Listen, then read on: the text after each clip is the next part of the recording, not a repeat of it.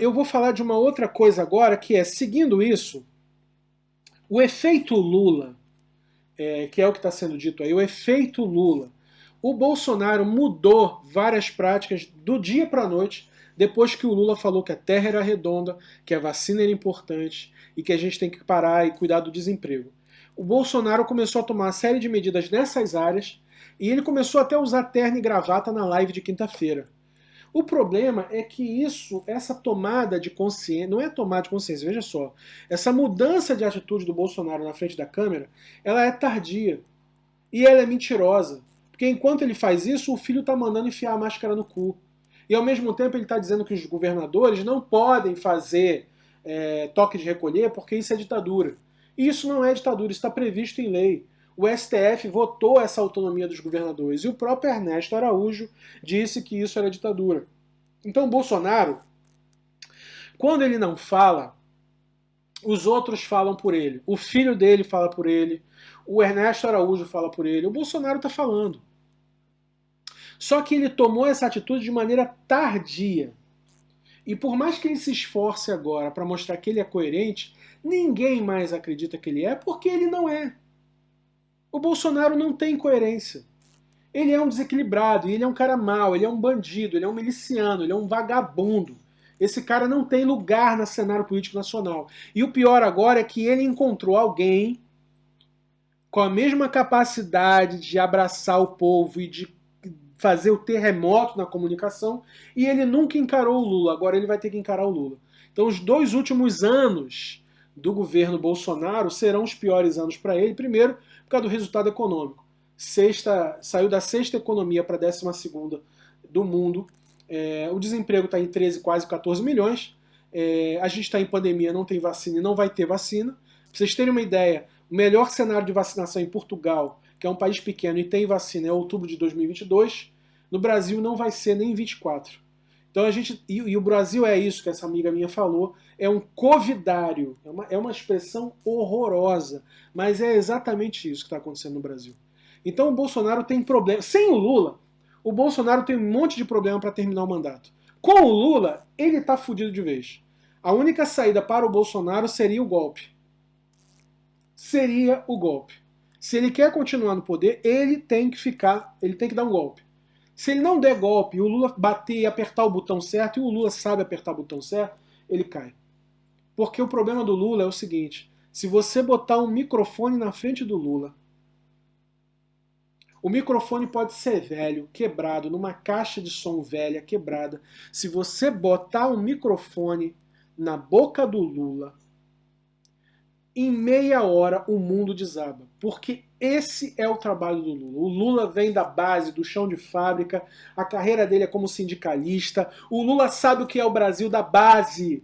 Não é como o Fernando Henrique, não é como quem pensa, não é a esquerda acadêmica. O Lula é da classe trabalhadora, da classe de metalúrgicos, do grande ABC, que se tornou presidente da República e que fez o Brasil ter o menor risco financeiro nos últimos 500 anos. Essa porra, a classe econômica, elite econômica brasileira tem que aceitar, caralho. Isso foi um fato. O Bradesco nunca ganhou tanto dinheiro com o Lula. Eu não sei por que vocês não aceitam isso, é porque vocês não querem a outra agenda que o Lula traz, que é a agenda popular. Preto na faculdade, gay na faculdade, mulher com dinheiro, com trabalho, com salário, com dignidade.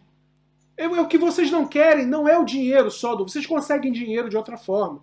O que vocês não querem é o que vem junto com o Lula. E o que vem junto com o Lula é o povo brasileiro. Eu tenho minhas críticas ao Lula. Eu estava na periferia nessa época e eu lembro muito bem como era difícil a gente ter lá na Maré e no Complexo do Alemão um tratamento à população da periferia que fosse digno, porque o Lula mandou o exército, a Dilma mandou o exército, foi na época da UPP, morreu gente pra caralho. Isso é política pública do governo Lula, mas essa não foi a única política pública dele. Entende? Eu acho que a gente tem que estar atento a esses 2 últimos anos de Bolsonaro, porque se tem o Lula falando livremente, o Bolsonaro tem um problema, porque o Bolsonaro é absolutamente medíocre. Medíocre. Olha, deixa eu falar uma última coisa aqui sobre o Dória. E é importante a gente falar sobre o Dória também. O Dória ficou meio caladão nesses últimos 4 dias. O que acontece com o Dória? O Dória sabe que ele não segura a onda do Lula. O Dória sabe que ele não segura a onda do Lula. Mas o Dória é malandro. Se o Dória tiver que fazer uma aliança com o PT, nem que seja para perder a presidência, mas continuar no governo de São Paulo, ele faz. Mas qual é a questão Dória? E a gente tem que se preocupar com isso. É que a decisão do próximo presidente brasileiro pode não necessariamente passar pelo nosso voto apenas. E eu vou explicar por quê.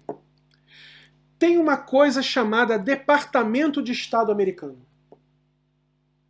Deixa eu explicar uma coisa.